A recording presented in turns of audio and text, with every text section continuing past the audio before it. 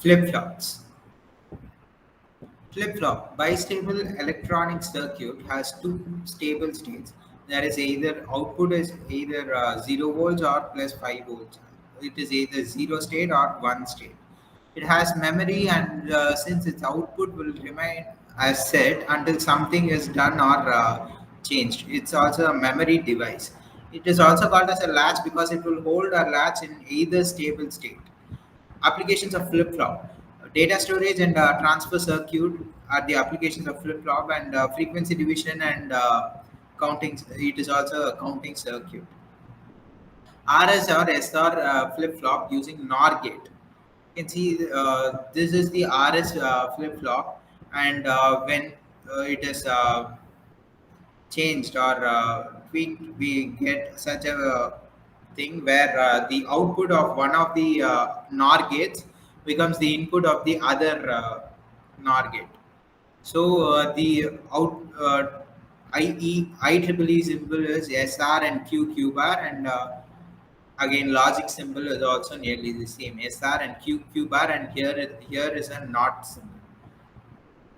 So RS 00, then if Q is last state, then action is no change. There is no change after if the input from RS is 00, then the same last state is once again given as output.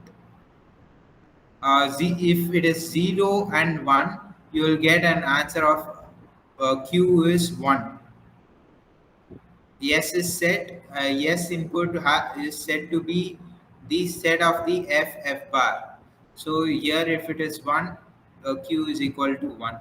This is a set condition, and a reset is when you get 1 0, you get a 0 as an answer, and 1 1 is a forbidden or illegal. Like 1 1 cannot be a case. Like when you check with the NOR gates, 1 1 cannot give an output at all. It violates the basic definition of flip-flops. Clocked SR flip-flop. Here, clocked SR flip-flop is of this condition, and enable just gives allows whether the input must reach SR gate or not from SR. So when the truth table is that 1 0 0 Q and no change, 1 0 1 then 1 1 1 0 then 1 1 1 1, it is a forbidden state. 0 means either if the enable is 0, whatever may be the input SR XX, the output there won't be any change from the previous state. So to easily remember, 0 0 is no change, 1 1 is forbidden, and 0 1. I mean, if S is 0 and R is 1, then Qn is 1. S is 1, R is 0, then 1. You can remember like that. D flip flop. D flip flop is an SR flip flop derived thing where D is always, I mean, single input is enough to activate this flip flop instead of two inputs in the previous RS. So here, when enable is 0, then the whatever may be the input 0 or 1, the Qn plus 1 is the Qn, which is the last state. If enable is 1 and D is 0, then Qn plus 1 is 0.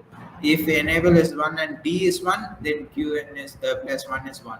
So here you can see when enable is 1, if D is 0, Qn plus 1 is 0, and D is 1, Qn plus 1 is equal to 1. RSR SR flip-flop using NAND gate.